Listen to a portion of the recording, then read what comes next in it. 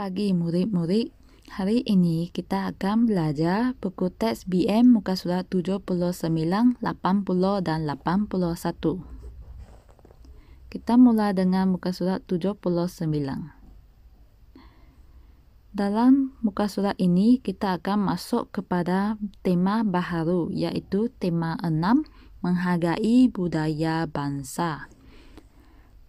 Dalam negara kita, negara Malaysia, terdapat banyak budaya bangsa yang perlu kita belajar. Contohnya, tulisan Jawi, seni silat, alat muzik, keleren, dan tepak sireh. Kita perlu belajar budaya bangsa ini kerana budaya bangsa ini tidak ternilai dan perlu diwarisi turun-temurun supaya tidak dihakis zaman, supaya tidak pupus dan kita boleh belajar dia pada masa akan datang. Sekarang kita masuk muka surat 80. Pesta Budaya Seni Warisan. Jawatankuasa Induk Pesta Budaya Seni Warisan Penaung Tan Sri Devarajan anak lelaki Velu. Penasihat Datuk Paduka Johari bin Jasman. Pengerusi Tuan Haji Masri bin Gani. Naib Pengerusi Datin Chiu Mei Ling. Sekarang kita akan baca dialog di bawah ini.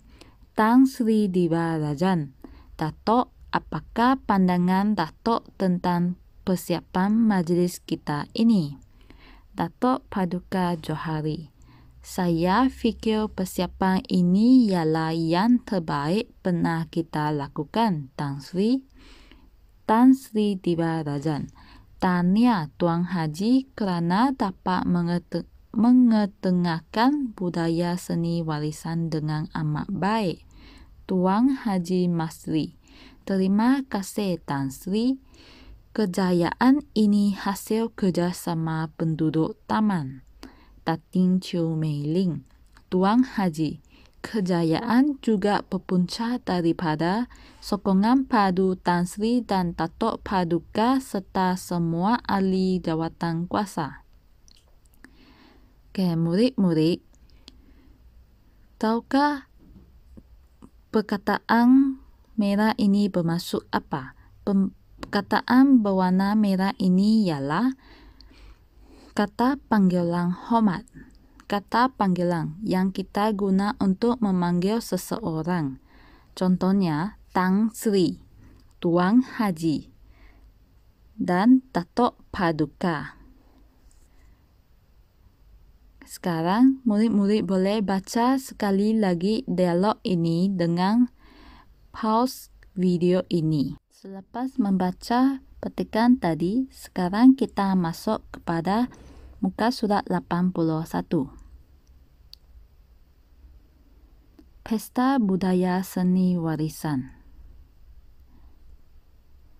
Gimis dan keluarganya menyaksikan persembahan bertitik yang diadakan sempena Pesta Budaya Seni Warisan di Taman Sepadu.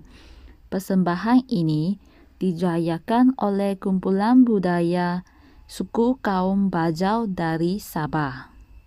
Apakah maksud bertitik, ayah? Tanya Gimis. Bertitik ialah perbuatan memukul atau mengetuk alat muzik disusuli dengan lagu dan tarian. Bertitik biasanya dipersembahkan dalam majlis keramaian dan majlis perkahwinan.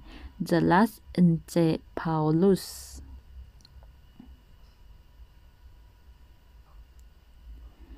Apakah alat-alat muzik yang digunakan oleh mereka, ayah? Tanya Gimis lagi.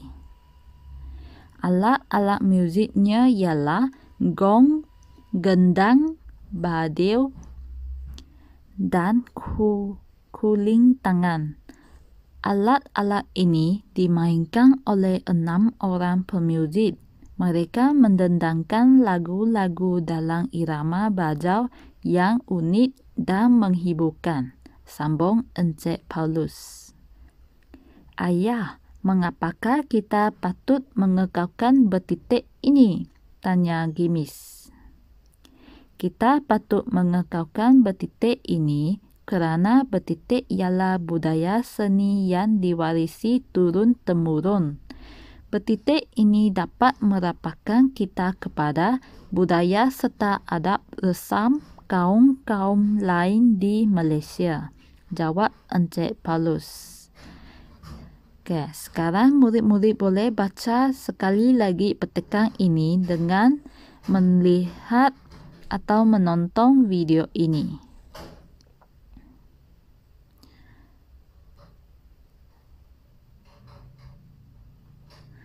Sekarang kita boleh lihat alat-alat muzik yang disebut dalam petikan tadi. Alat muzik yang pertama ialah gong. Gong. Alat muzik kedua ialah gendang. Gendang. Seterusnya ialah bandil. Bandil. Alat muzik terakhir ialah kuling tangan. Kuling tangan. Sekarang kita akan baca kosakata yang terdapat dalam petikan. Menyaksikan. Kata dasar ialah saksi, kuangkan. Persembahan.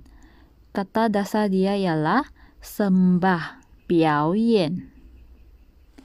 Sempena, cengce. Bertitik, maksudnya sama dengan bertitik. Kata dasarnya ialah titik, puting cui da. Mengetok, kata dasar ketok, ciao. Disusuli, suso, 跟随着，随着的意思。Mendendangkan, kata dasar ialah dendang, chang. Maksudnya sama dengan nyanyi. Irama, 旋律。unik, 独特的。